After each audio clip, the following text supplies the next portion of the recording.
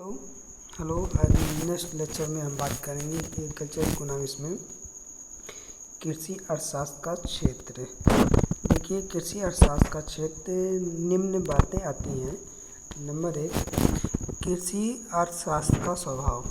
Number 1, कृषि अर्थशास्त्र का स्वभाव। नंबर 2 है कृषि अर्थशास्त्र की विषय सामग्री। नंबर 3 है कृषि अर्थशास्त्र की समस्याएं। नेक्स्ट है कृषि अर्थशास्त्र का अन्य विज्ञानों से संबंध। ये तो हुआ 4 पॉइंट। इन चारों पॉइंट का हम स्टेप बाय वन करके बताएंगे क्या चीज़ होता है इसमें, क्या नहीं होता है, इसको हम बताएंगे। चलिए आ जाइए अब नंबर 1 पे। नंबर 1, कृषि अर्थशास्त्र का स्वभाव। देखिए, कृषि अर्थशास्त्र का स्वभाव पहले के जो वैज्ञानिक थे वो अलग अपना परिभाषा में अलग अलग बताए हैं। किसी ने कुछ कहा, किसी ने कहा धन का विज्ञान है, किसी ने कहा कला है, किसी ने कहा कृषि कार्यों के लिए जो किया जाता है उसे कृषि अर्थशास्त्र कहते हैं। हम बता रहे हैं कृषि अर्थशास्त्र कला व विज्ञान दोनों ही है। अब यह सर्वमान्य है कि कृषि अर्थशास्त्र केवल विज्ञान है, कला से इसका कोई संबंध नहीं है, परंतु विज्ञान के क्षेत्र में भी समस्या है कि कृषि अर्थशास्त्र कौन सा विज्ञान है। इसे समझने के लिए ये आवश्यक है कि विज्ञान कितने प्रकार का होता है। ये हो गया विज्ञान को 2 भागों में बांटा जा सकता है। नंबर 1 हो गया नंबर 1 भौतिक विज्ञान, दूसरा हो गया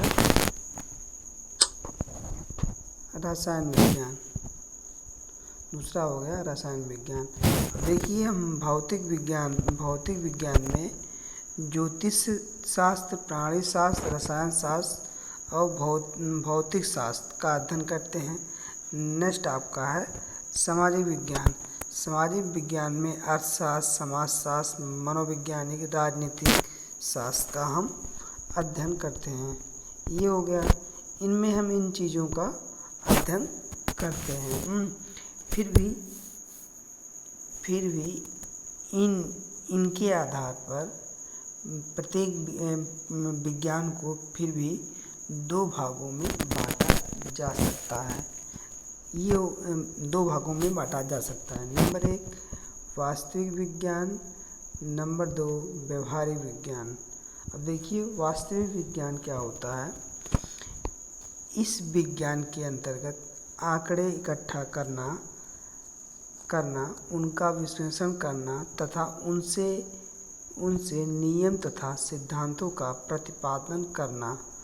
परंतु इस विज्ञान के सिद्धांतों की खोज प्रायः इनके नियमों से लाभ उठाने के लिए किया जाता है। जैसे आप जान लीजिए, कोई भी काम कर रहे हैं, उसमें कुछ न कुछ वैसे पैसा खर्च कर रहे हैं, कुछ खर्च जितना पैसा खर्च कर रहे हैं उसका एक डाटा कलेक्ट करेंगे। ये सामान में इतना लगा, इस सामान में इतना लगा, इस सामान में इतना लगा, तो उसका एक आंकड़ा हो गया। उसी के बारे में हम वास्तविक विज्ञान में अध्ययन करते हैं। नेक्स्ट क्या हो गया आपका अप्लाइड साइंस वो चीज़ होती है, आप जान लीजिए कि जैसे किसी में से गेहूं की फसल लग गई, उस पर रस्ट लग गया, या माहो जब फ्लावरिंग आती है वो लग गई, तो उस पर रस्ट लग गया, तो रस्ट के लिए हम कोई दवा यूज किए और उसका इफ़ेक्ट दिए, मतलब उस पर अप्लाई किए। इसी को हम बोलते हैं अप्लाइड साइंस। ये हो गया। नेक्स्ट आ जाइए, नंबर 2 आता है नेक्स्ट पॉइंट अगला, मतलब कृषि अर्थशास्त्र क्षेत्र में नेक्स्ट पॉइंट कृषि अर्थशास्त्र की विषय सामग्री। ये हो गया कृषि अर्थशास्त्र की विषय सामग्री। इसमें क्या होता है, देखिए, कृषि अर्थशास्त्र कृषि धंधों से संबंधित सभी समस्याओं के अध्ययन से संबंध रखता है, जिसका मुख्य उद्देश्य उत्पादन के सभी साधनों का उपयुक्त प्रयोग करके कम से कम लागत में अधिक लाभ प्राप्त करना। ये हो गया। और कृषि व्यवसाय में दो प्रकार की समस्याएं होती हैं। नंबर 1 देखिए, हम इसमें पॉइंट करके दे दिए हैं। नंबर 1 पॉइंट है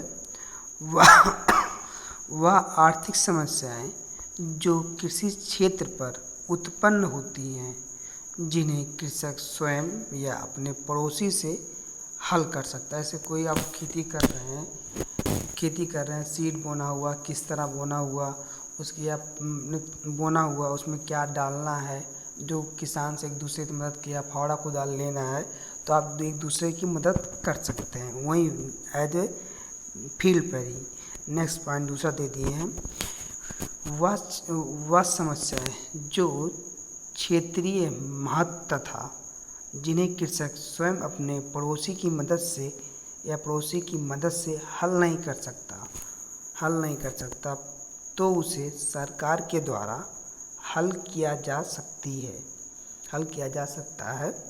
जैसे सूखाग्रस्त, बाढ़ग्रस्त या कोई आपदा आ गई, इस केस में आप इस समस्या को अपने पड़ोसी या अपने खुद से ही हल नहीं कर सकते। इसके लिए आपको स्टेट गवर्नमेंट या भारत सरकार या उत्तर प्रदेश गवर्नमेंट या कोई NGO के तहत आपकी समस्या को हल किया जा सकता है।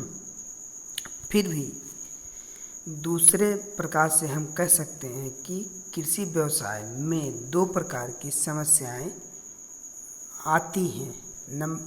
पहली समस्या जिसका संबंध कृषि क्षेत्र की आर्थिक दशा से होता है, इसमें निम्नलिखित समस्याएं आती हैं। नंबर 1 इसमें हो गया आपका आंतरिक समस्याएं। नंबर 1 इसमें है आंतरिक समस्याएं। नंबर 2 है बाह्य समस्याएं। अब जान लीजिए आंतरिक समस्याएं किस क्षेत्र में क्या हो सकती हैं, इसके बारे में हम बात करेंगे। आंतरिक समस्याएं, देखिए आंतरिक समस्याएं में भी कई समस्याएं हैं, जैसे उत्पादन हुआ, कृषि विपणन हुआ, कृषि वित्त व्यवस्था हुई, भूस्वत्व हुआ, फार्म की आय का आकार एवं वितरण हुआ। इसमें ये हो गया। अब इससे पहला पॉइंट क्या दिया है, उत्पादन।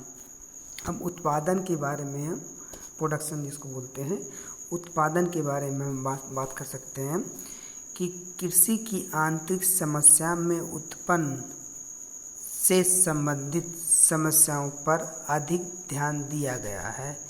इसके लिए विभिन्न प्रयोग किए गए हैं, जिसका मुख्य उद्देश्य न्यूनतम उत्पादन व्यय से अधिक उत्पादन करना। इन उद्देश्यों की प्राप्ति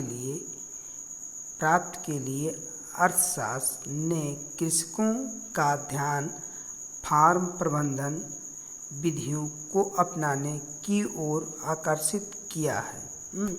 ये हो गया। फार्म प्रबंधन की नियुक्तियों का अर्थ भूमि, पूंजी व श्रम का उचित उपयोग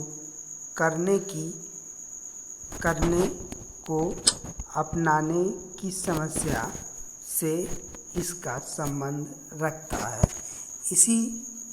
इसी उत्पादन की समस्या में भी वह समस्या होती है जो संपूर्ण क्षेत्र के लिए महत्वपूर्ण है, जैसे जल निकासी, भूमि संरक्षण, ऐसी तमाम समस्याएं आती हैं उत्पादन में क्षेत्र में। नेक्स्ट पॉइंट है आपका है